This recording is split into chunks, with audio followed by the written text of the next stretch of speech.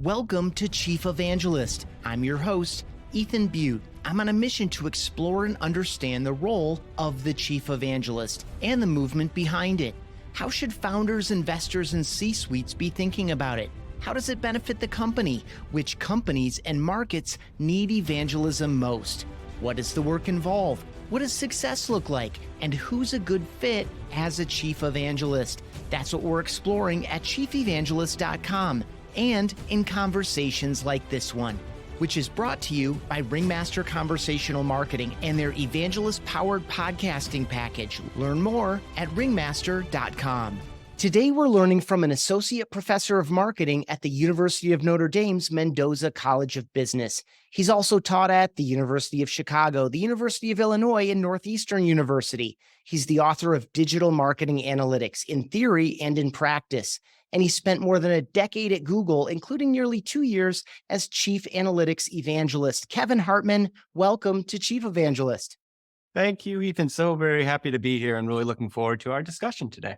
Yeah, me too. I'm excited to get into your story. All in, by the way, we're going to talk about the book. We're going to talk about higher education, professor, instructor, some parallels to evangelism there in my mind. And I want to hear your take on that. We're certainly going to get into Google.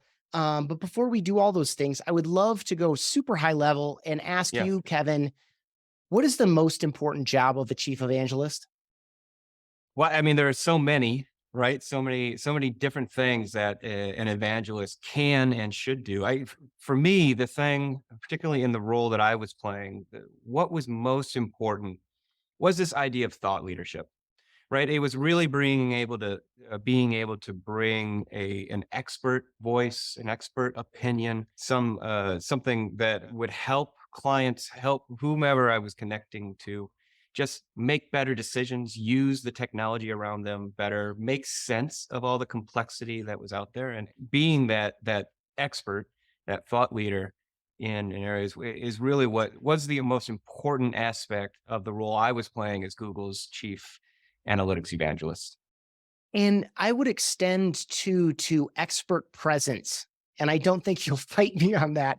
Talk about because you said, expert, opinions, expert views. And you certainly brought those, but I assume too, especially because you were meeting a lot of these folks in person, big accounts, big brand names. Talk about the expert presence piece of it as well, because this is kind of the human piece of it, I feel like, in particular.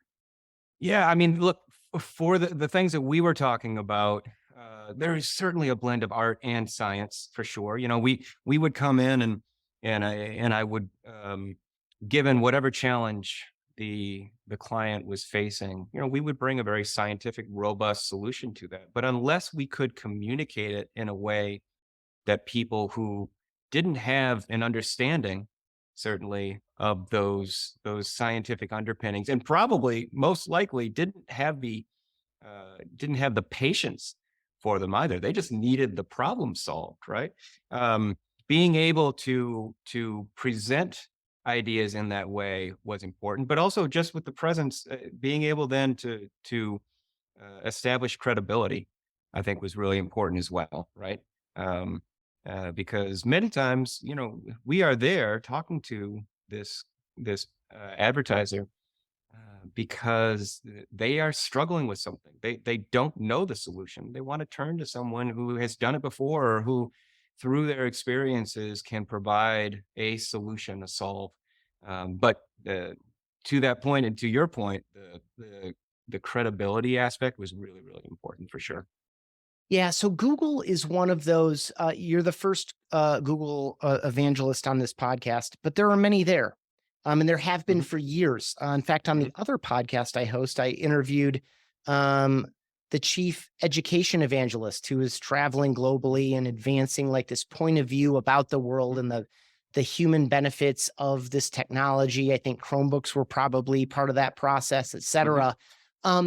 To the degree you can generalize, because it's a giant company, and I'm sure you only do some tiny fraction of the people in the organization. But to the degree that you are able to, or you're comfortable doing it, can you generalize, like, why has Google had several evangelists over a long period of time? Like, how did they view the role? I mean, Microsoft, Amazon also come to mind in this vein.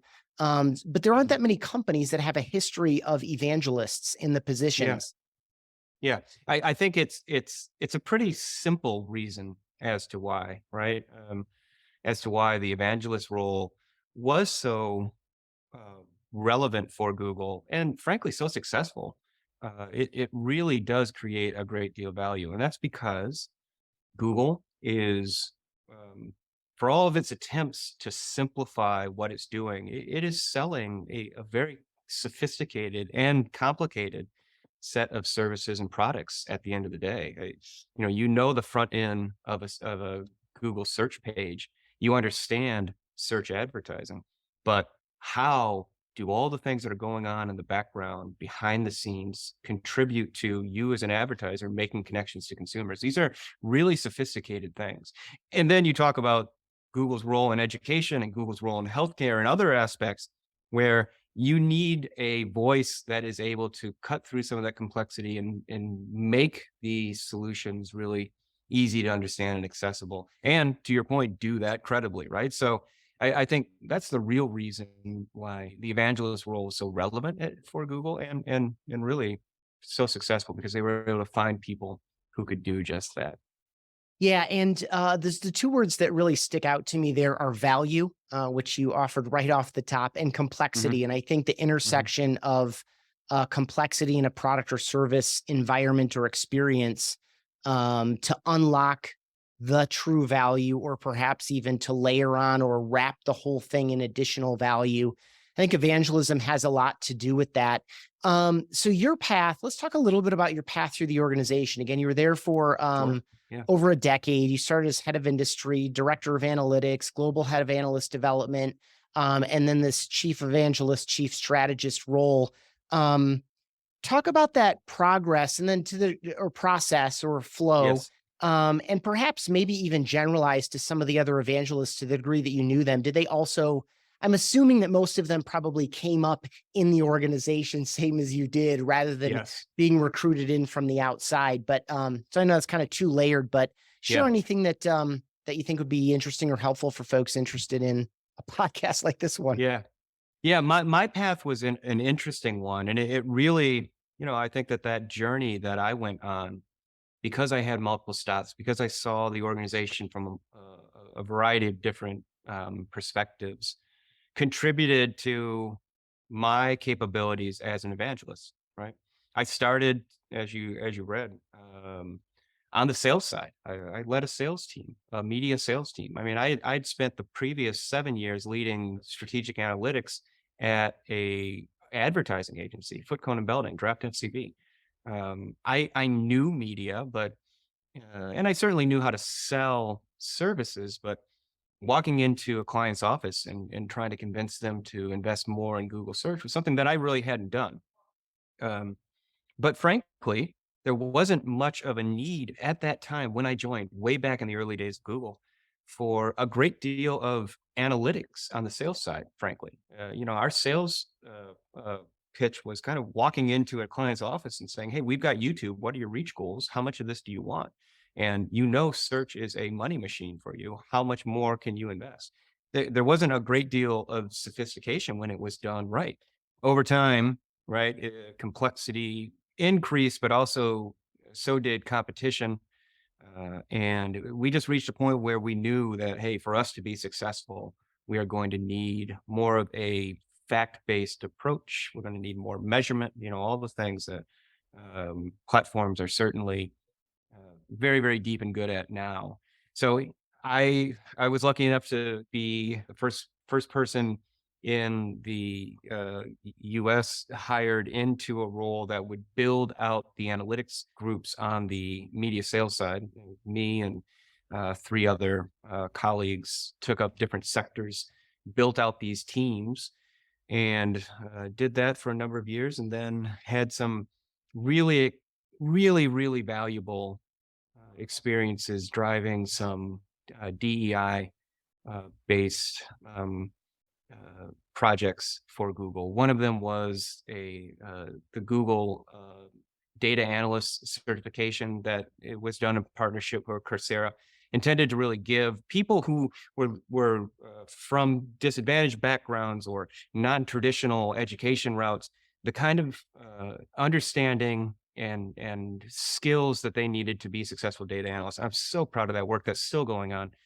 Hundreds of thousands, probably at this point, close to a million people have been through that certification. It's been very successful. And then in the last few years is when I pivoted into the evangelist role. So I'd seen the organization in a number of different ways and from a number of different perspectives, and that helped me talk to clients and just understand how Google could help them broadly and more globally than just buy a search ad, right? And to your second question, the other evangelists had done the same thing, right?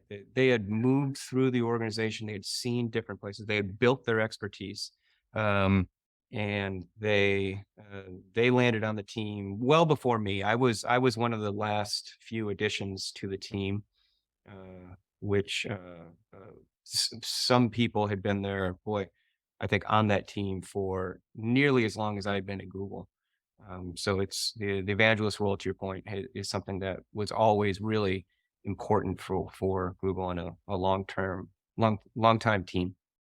So the evangelist in their various forms and the various functions that they're evangelizing were a team unto themselves.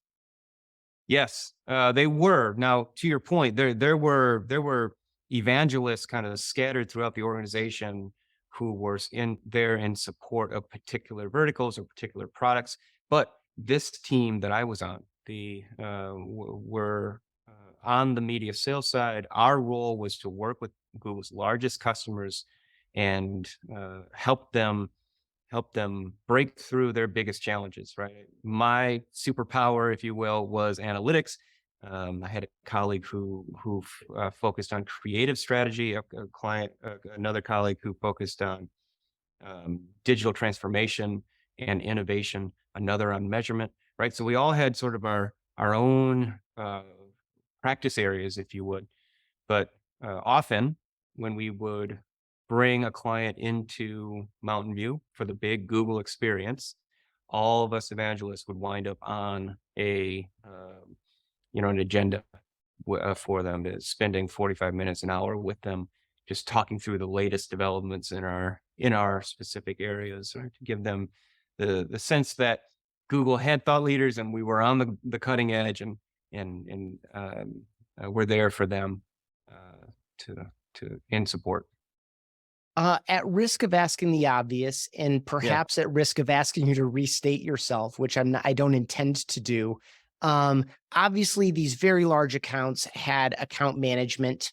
They had probably a primary or a set of Hmm. contacts in the organization. Those people had Hmm. resources. They probably had people behind people. The biggest customers probably had a lot of, just generally speaking, account management, account Hmm. support, customer success. Hmm.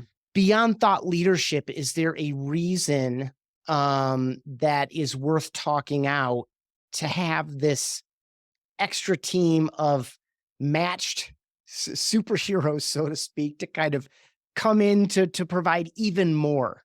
Um, Certainly there is. yeah. Yeah, I mean, for a number of reasons. Like, look, I was one of those head of industries. I was one of those people who had the direct client relationships. They saw me every day, right?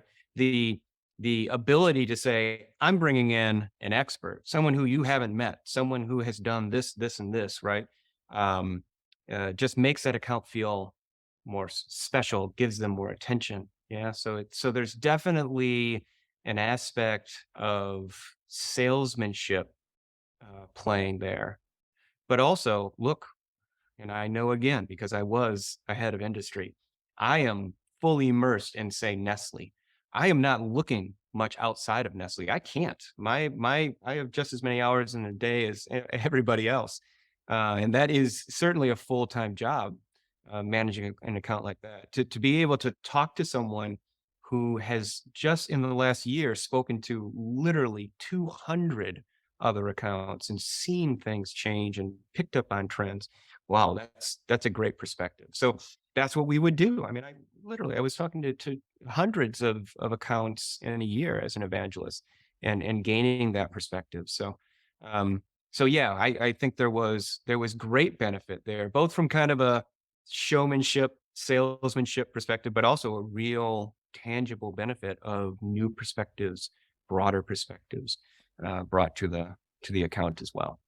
How did that transition come about for you? Was it something that you were looking for? Was it someone else's idea? Was it how did you find yourself in that role? Or was it just like a natural thing that was like, well, it seems like this is just what should happen? Oh, yeah, It mutual was a agreement. natural, yeah, yeah. It was a very natural pivot for me, and I knew that team. I mean, I knew them from again when I was first at Google. I brought in evangelists to my account, so I always knew those guys. I worked with them, and th- they also, and I would do this as well when I was an evangelist.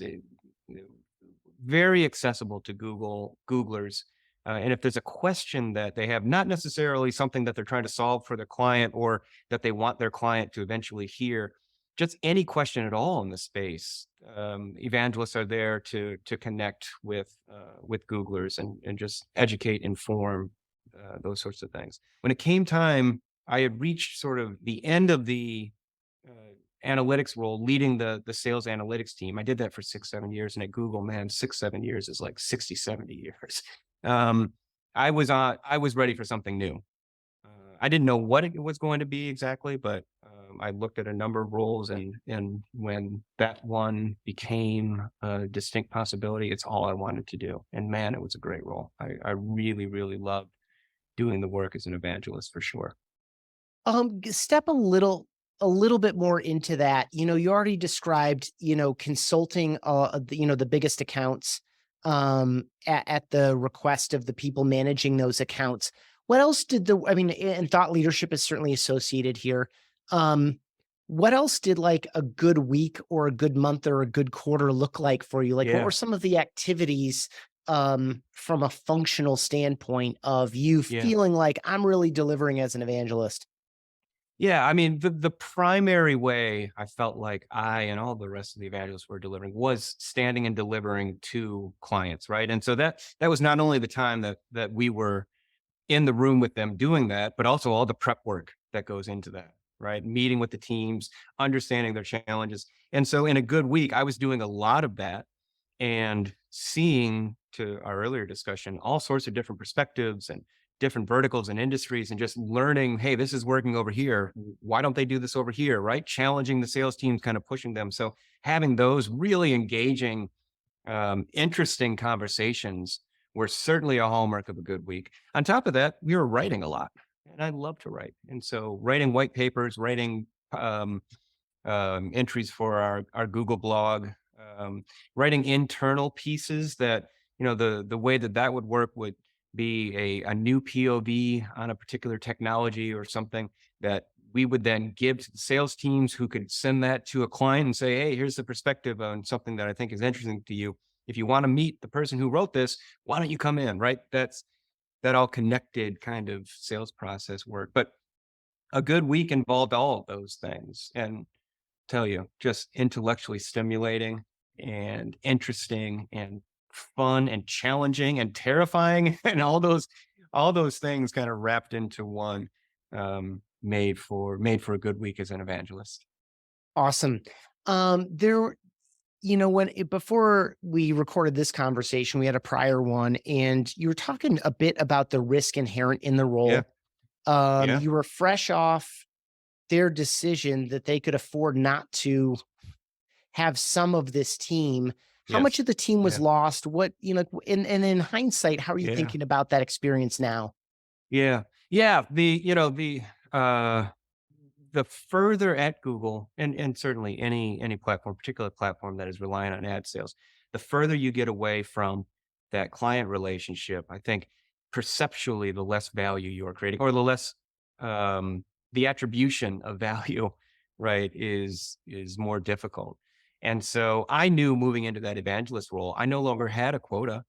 I wasn't responsible for a number. I couldn't point to sales revenue and say, we did this. I mean, certainly, look, we would do studies to say, hey, How did revenue at accounts that we were involved in compare to those that we weren't, right? And we do all sorts um, of exercises to try to quantify our value, but it was really, really difficult. And so my team was hit really hard. The evangelist team was hit very hard during the first round of layoffs for Google back in January. Our boss was affected and impacted. Our team was cut in half. The support team that we were working with, who would really handle our bookings and promote us out to the sales teams and fill our calendar, that team was decimated.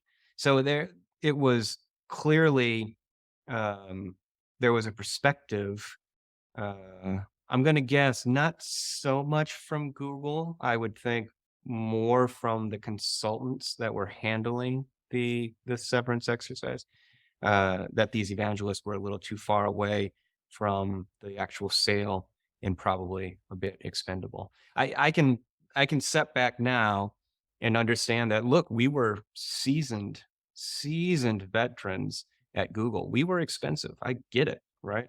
And on top of that, we were very much focused on digital ad sales. Google, as we've seen, is trying desperately to pivot away from that a bit, just to diversify their revenue in some way, and are particularly focused now on the dogfight with ChatGPT and Bing and all the things that AI means for search. So if you look at the people who were impacted, they were all on the that media sales side. It wasn't AI engineers, right? Largely. And so I can understand what Google was doing. I don't have any hard feelings. Um, the only thing that does make it somewhat difficult is understanding that, man, we were working so hard. We were at the highest level of our client organizations. We were having real influence. It was just so hard to quantify, right? And the idea that because we couldn't quantify it is why the team was seen as less valuable, is a difficult pill to swallow for sure. But hey, look, I'm going to be fine. All of the people on my team who were impacted are fine. And I wish Google well. I don't think they'll be as successful without us, but I do definitely wish them well. Thank you for walking through that and with the grace I expected you to do it with. Um, what I want to get into, because I've had a conversation like what you shared, not necessarily with a definitive outcome, but a lot of people have asked me over the past few years, this seems kind of risky for the reason you already identified, Mhm. which is um, revenue adjacent, not revenue Mhm. direct, Yep. Yep. correlation, not causation, Yep. Yep. evidence, not proof. You are a marketing analytics expert. Mhm. Um, Yeah. describe some of what you went through to attempt to quantify the value, um, and what you could say with some confidence and what was still in kind of Yeah. like this murky zone. What I'm hoping for is for people who aren't doing any kind of activity measurement Yeah. and or correlation to some outcomes to at least create a little bit of a case. People Yeah. who don't really even know what to do there, and or people who've tried all kinds of things and not been successful. I want you Yeah. to satisfy both of those Yeah. people because I Yeah. expect you will. Yeah.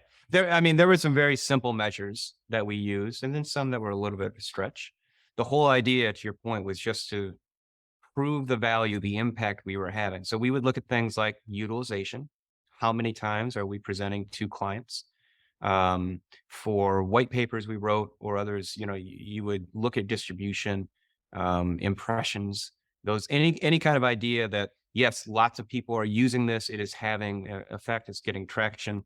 We would look at repeat engagement as well. If a client had a conversation with us and then wanted more, that was definitely seen as a good thing. Um, so those three, all around this bucket of, call it utilization or engagement, um, adding, I guess, customer satisfaction, CSAT scores as well, right? As a follow-up to the experience.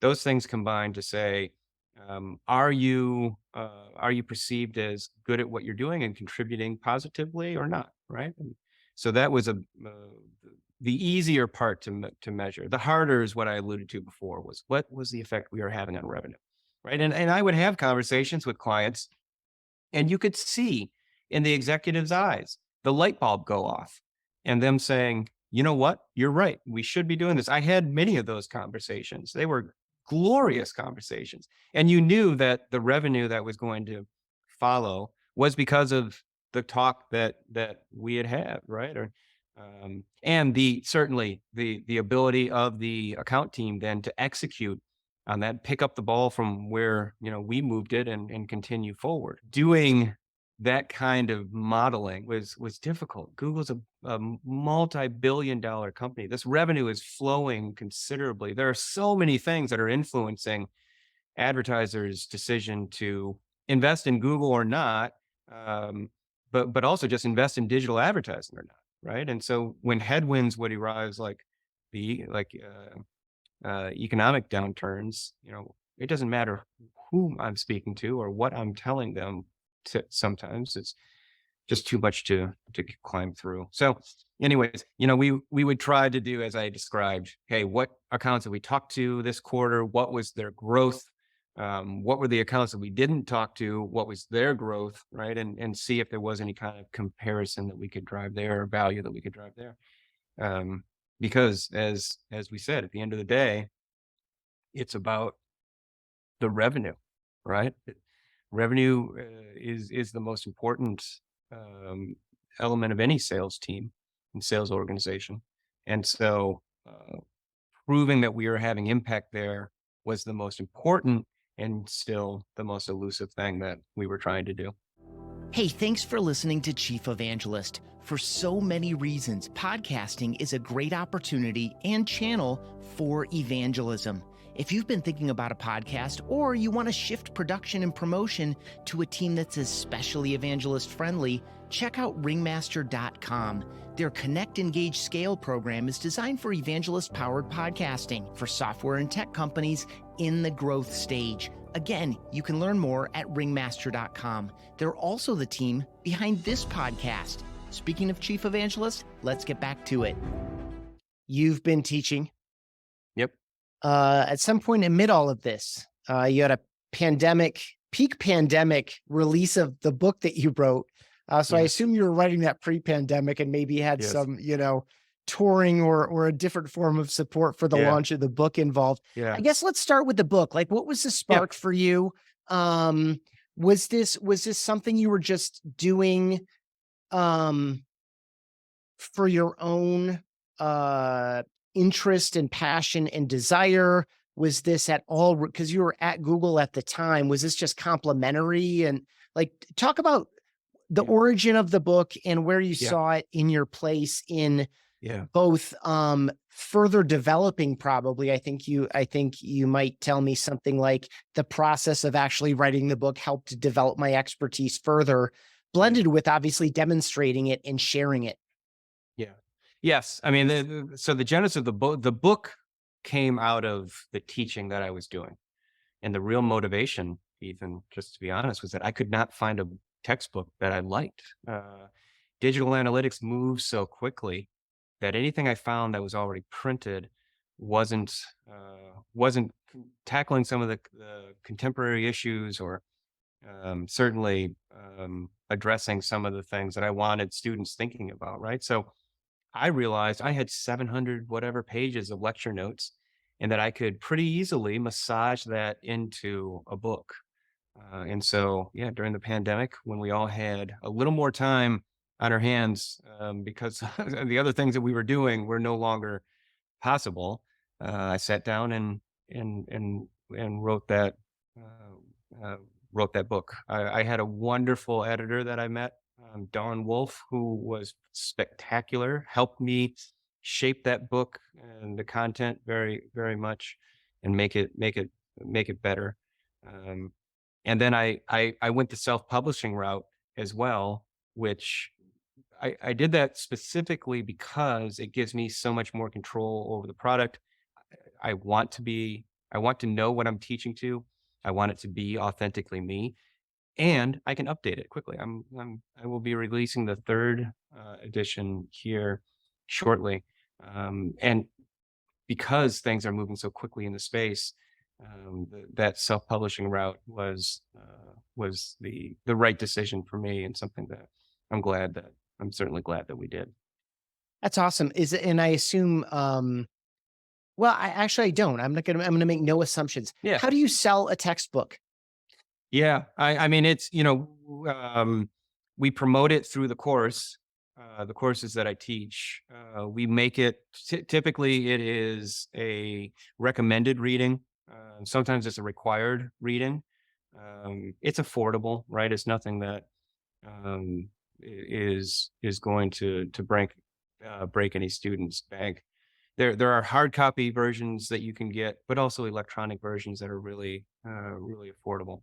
And so we just promote it in that way. I haven't done a great deal of promotion outside of the course, because the real intent of this was to be a companion to the digital marketing analytics classes that I was teaching. Yeah, which then is the bridge into, so you've been teaching at Mhm. multiple universities for Yeah, what, a dozen years ish? yeah. How did I that think start that's and why? just really serendipitously. I had a friend who was teaching a class at the University of Chicago, and she came to me one day and said, "Hey, I was having a discussion with the dean, and they would really like to offer an analytics class. Would you be interested in teaching ever?" And I remember later that week, I went and sat in on a class just to see what it was like. And it feels like a few weeks after that, I was in front of 30 students. Um, and so these were in the early days of analytics, really. Things were just kind of starting to take off. I built a course syllabus with the reading and all the things that I had learned, and from the people that I had learned, people like Michael Fosnot, people like um, uh, Donna Wong, and others that really influenced the way that I think about analytics and data visualization and other important aspects of the science. I built that syllabus, and it became, frankly, a little bit of a marketable product. The next thing I knew, another university was calling me and saying, "Hey, we're interested in an analytics course. We know that you're doing some teaching. Would you like to teach here?" And the adjunct function or role is a really easy one for a university. I mean, it's not much of an investment. It's the way that you can pull practitioners in.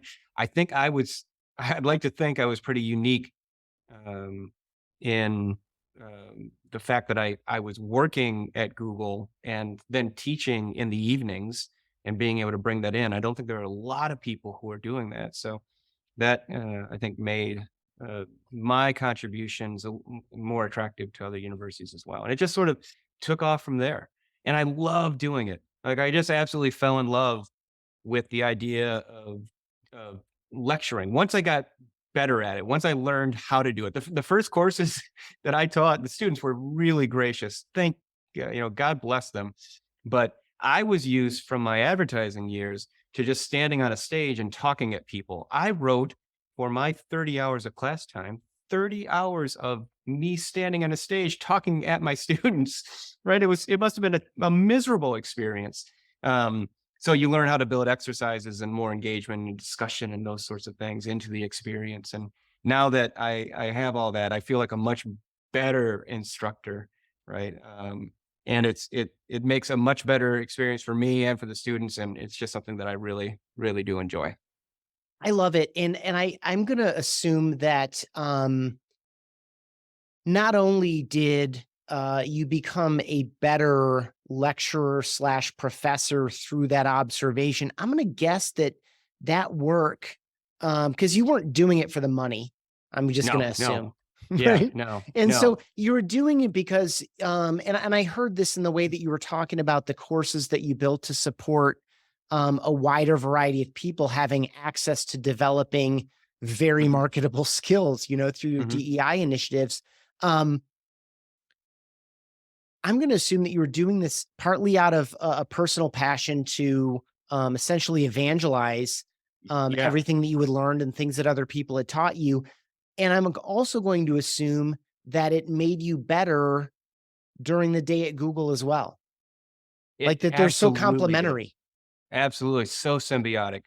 I mean, I'll tell you, Ethan, like there's nothing like having to stand up in front of 30 people and talk like you know like what you're talking about. There's no greater motivator for you to really understand what it is you are talking about. And you know, the universities I was teaching at, the top students, really smart students. And many of them didn't have the practical experience, but they had the curiosity. And so they would ask a lot of really probing, deep questions. And that would get me thinking. And then I could carry that kind of curiosity and over to, you know, my Google day job. And it both of them made me better. The experiences from Google were feeding the discussions I could have in the classroom. Those discussions in the classroom were feeding my uh, things I would do at Google. The other thing about it as well, and I think this really benefited me as an evangelist, was the need to make technology and everything digital accessible to students, right? And sometimes I feel like if you are at a place like Google, you lose that perspective of what everyone outside of Google knows or understands or is comfortable with, right?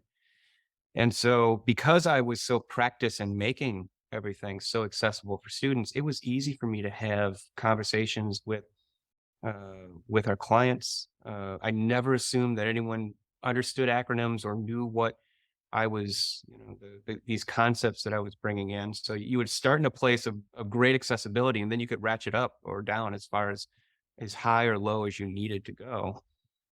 But that was a great lesson, I think, that I took from the proving grounds of the lecture hall into my conversations with, you know, multinational brands and the C-level executives inside those accounts. So I'm storytelling, analogy, metaphor, those come to mind when I think about how to make deep or complex things be more approachable without being patronizing. Mhm. um, what were some of the techniques or methods? Like, Yeah. how did you make these more approachable for people? Yeah, Because framework. most Yeah. yeah. Yeah. Yeah, just the, you know, the idea of bringing in tried and true framework. And this is I use these things quite a bit in my courses as well, right? The idea of the consumer decision journey from McKinsey is a brilliant way to think about any consumer decision, and it's such a perfect way to get brands to stop thinking about themselves as going out to the market and rather from the consumer's perspective of the experiences they're having and how they're navigating everything happening, right? Things like that. Things like that Google talked about as well, the zero moment of truth, right? How that revolutionized the P&G idea of the first moment of truth, the second moment of truth, um, and the whole shopping experience, right? Just these kind of base concepts that you know I would use in the classroom to help students understand the digital world around them. These are the same things that I was able to bring in to my client conversations and make things much more accessible. Um, and the wonderful thing about frameworks like that, right, is that yeah, they are they're a model. They're a simplification of some kind of complexity so that you can get your head around it.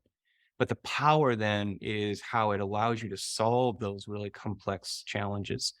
Um, and so that I think that benefited me tremendously in my role as an evangelist. The kind of thing, the understanding, the knowledge that I had built in an experience I had built in communicating those ideas to students.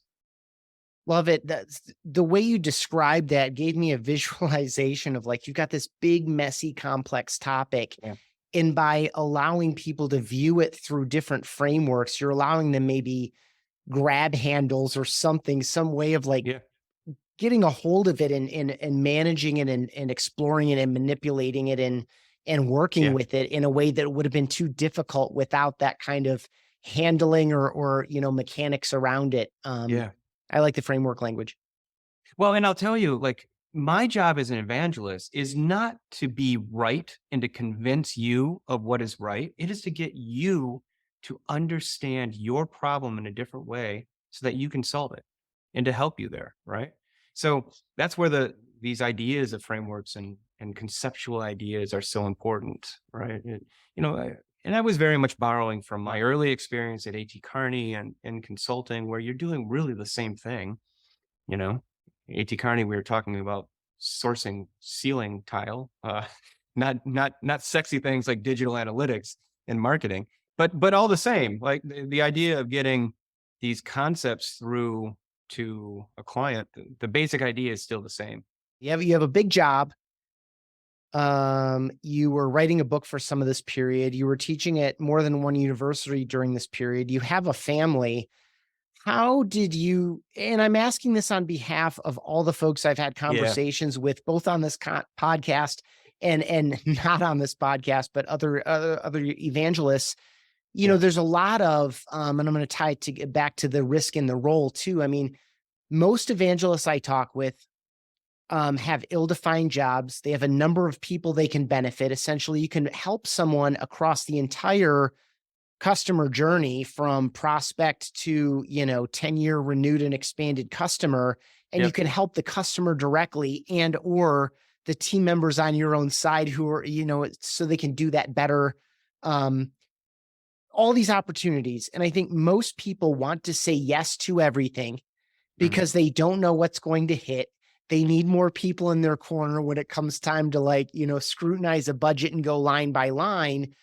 So for example, I know that if you went to most of our AEs and most of our CSMs, they would say, yes, that person has helped make me money or helped me make money easier, more quickly, and or more often at some point, right? So you mhm, say yes to everything, and then all of a sudden you're like, "Oh my gosh, this is yeah, terrible. I'm totally yeah, overwhelmed. I can't manage yeah, my." So knowing all the things that you were yeah, doing at any given time and yeah, knowing you have a personal life on top of that, of course, um, which some people sacrifice, um, which I don't know is a long-term winning strategy, but, um, any thoughts or advice on how you were able to I mean, yeah, it's all complementary work. I yeah, think there's something in that. There's an yeah, efficiency in the fact that these aren't yeah, 3 disparate things. You're writing a book about the thing that you're teaching, about the thing that yeah, you've learned and taught and sold. yeah, yeah. Yeah, yes, there were a number of calm keys to me being successful in that role and balancing all of those things. Um, you know, primarily among them, I had a wonderful partner in my wife who was very supportive of the things I was doing. She knew they were important to me. She knew that they were important for my professional career and growth and progression, and so she was very supportive of me doing those things. So that was critically important, right? I couldn't have done it without her and without that support. The second was, I I really placed a premium on being present when I did have time with my family, right? And so and prioritizing that, and with my sons, with my daughter, with my siblings, right? And just really focused on being very present in those moments, and making that connection.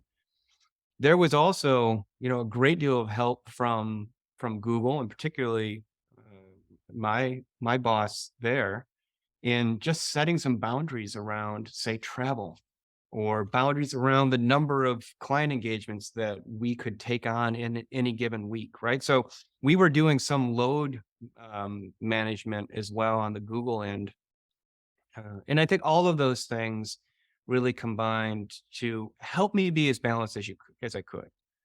Like we discussed, like, I'm moving into a new chapter in my career, and I am so thankful for that. Teaching full time at Notre Dame, doing some consulting work on the side. It's I'm sure, going to be a much different life than the one I was leading when I was adjuncting all over the place and working, for my days during the day at Google.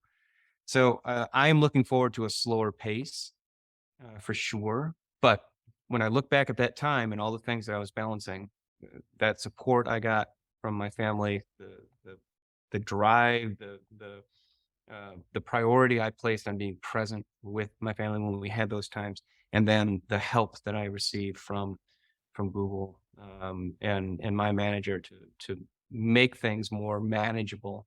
I think all really helped make me successful in that role. Really good. I think that focus on what is here and now and creating periods where that does get your full attention. Hmm. Um, it's also a matter of prioritizing. Yeah. Um, not prioritizing these multiple options, but putting priority on what is happening right now and the people Yeah.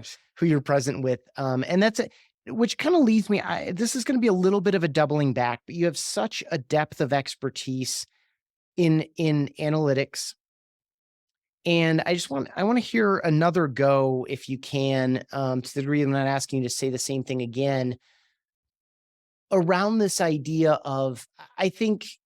Tell me if you believe what I'm saying. Sure. Analytics, and a lot of the tools that we have a better look into what's happening, how often, when, by whom. We can draw a lot of other conclusions, and ask a lot more questions because of what we can now see. But Hmm. so much of what's happening remains outside of our view. It is in things like trust and wisdom, um, ethical considerations, like the human decision making process that Hmm. results in observable behavior, whether those are clicks on things Hmm. or other measurable behaviors. I think we have to still intuit a lot of that. Where I'm dwelling here is, um, one of my theses around this show is that, especially in this era when the machine is more capable and more exciting and more threatening to more people than ever before, Yeah. good, bad, and otherwise. Um, and part of that is just attitudinal. I feel very confident that there is an important place for a human being Oh, yeah. who embodies the ideas, the best practices, the mission, vision, values, point of view about Yeah. the world, that has had a lot of customer contact, that can on the fly Yeah. in a present reactive way surface the right stories, surface the right examples, notice that light bulb moment and pursue it. Notice Yeah. that the light bulb hasn't gone on and work that a little bit harder in a very unique and powerful human way. And the fact that we can't measure the benefit of it, I just feel like, I guess generally macroeconomic trends puts that under a distinct pressure. No one was probably worried about it, in 2020 when everything like somehow came Yeah. back on the rails really quickly. Yeah. And then all of a sudden the job Yeah. market was hotter than ever and Yeah. everything Yeah. was Yeah. unlike any economist would have ever predicted. And then here we are now with the echo effects of that. But talk to me about the things that we cannot capture, track, and measure because these are still Yeah. human endeavors. And how do you all think about that? I mean, did you write any positions on what's out of, the purview of measurable, um, yeah, tooling? I think that I mean, the biggest inhibitor there was privacy, right? Look, Mm, the data that's collected on consumers, that's the line. The line is drawn through this idea of privacy, and consumers need to know who's collecting data on them, how that data is being used, for what purpose, and they need to have the ability to claim that data back or turn that data off should they not wish. So that sets really the limit of what we can collect. Um, the you know, you talk about how the consumer decision. journey, the things that are going into driving behavior are so much more complex than it was 5 years ago, let alone 10 years ago, right? So many more influences, so many more chances for brands to connect with consumers, but um, the amount of data that all of those activities are generating have just grown exponentially as well, which has left us to where you're saying, at a point where the machinery is now growing exponentially, uh, and letting us consume those data, find patterns in those data, find learnings. Right. I think I think what gets to your question is the part that that machinery will never be able to replicate and replace is an unmistakably human ability for empathy, right? And to understand who that consumer is, what they are thinking, what is motivating them, how they are experiencing this fast growing digital world around them, right? The machines can't do that. Um, and that's why the human analyst is still so vitally important as a part of that, of a real true part of that machinery, right? As well as just the other things that, you kind of talked about it, intuition, curiosity, generating those questions, right?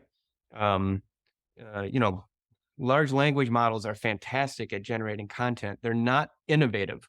And so it's a human that needs to bring in innovation to these elements as well. So yeah, I completely agree with your point that there is an unmistakable vital role of the human in analytics, no matter how complex the world around us gets, no matter how much the machinery grows to help that human make better decisions. There's still a vital role and position for that human at the center of it all. Very good. I'm going to call that an approximate button on this because you've been really generous with your time. We've almost been All together right. an hour now. Before I let you go, though, Kevin, I would love to ask kind of a fun question that I ask Yeah. everyone, which is what is something you find yourself evangelizing in your own personal life? And Oh or wow. what is something that someone close to you perhaps has accused you of evangelizing? It's another way to think Yeah, about yeah, this yeah. No, question. some of your listeners might not like it, but I am a diehard Notre Dame football fan, and so I know that I get accused of evangelizing that quite a bit. Um, but I think the thing that I honestly, the thing that I try to evangelize in my life is this idea of respect for each other. I am like so many of us. I am just so disgusted by many of the developments that I've seen over the last few years and the places that we are as just a society.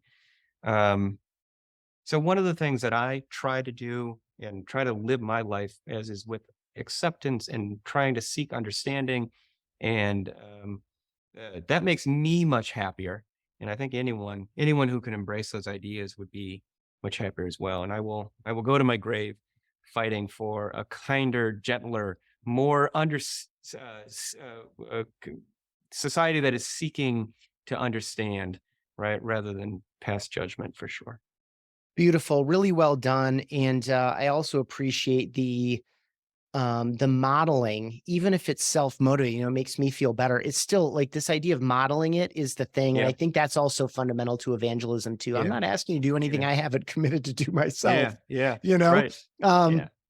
and also, as a University of Michigan grad, I do miss like the ever-present rivalry with Notre Dame. I It's one of know. the I great know. college football rivalries, and I'm sorry, it's just been a missing piece in my life. Uh, Yes. and so anyway, I generally don't root for Notre Dame, but I do respect the team and miss the Yes. rivalry. That's and I have the same feelings back towards the University of Michigan and SC and all of our big rivals, right? It's one based in respect as it should be. Yeah, There doesn't need, football should not be generating hatred. yeah, you know, totally. it's like it's a sport. Yes, but couldn't agree with you more, Ethan. Awesome. Kevin, if people have stuck with us this long, they may want to connect with you. They may want to Yeah, learn about the book. They might want to know about yeah. where would you send people who've enjoyed this LinkedIn, conversation? LinkedIn is easy. I'm there. It's easy to connect with me and send me a note. I try to read every single direct message that I get on LinkedIn. So that is probably the best place for you to reach me, or the consulting work that we're doing. You can find out more about that at noranalytics.com, NORE analytics.com, named after the River Nore in Ireland, which has some historical significance to me and my family. But you'll find a lot of great content and some ideas there. Awesome. I will link all that stuff up. It will be in the podcast episode description. We put these up at YouTube. We put them up at chiefelvangelist.com. He is Kevin Hartman, spelled as it sounds. I am Ethan Beute. Last name is Beute. Hit us up on LinkedIn. We'd love to connect. And I appreciate so much your time, Kevin. And I hope you have an awesome weekend. Of course. Thank you so much. I really enjoyed our conversation. That wraps up this episode of Chief Evangelist. Thank you for joining us, and thanks to Ringmaster Conversational Marketing for helping bring these episodes to you. With any thoughts or questions about the Chief Evangelist role, message me on LinkedIn. I'm Ethan Beute, ETHAN BEUTE. For show notes and more of these conversations, visit chiefevangelist.com.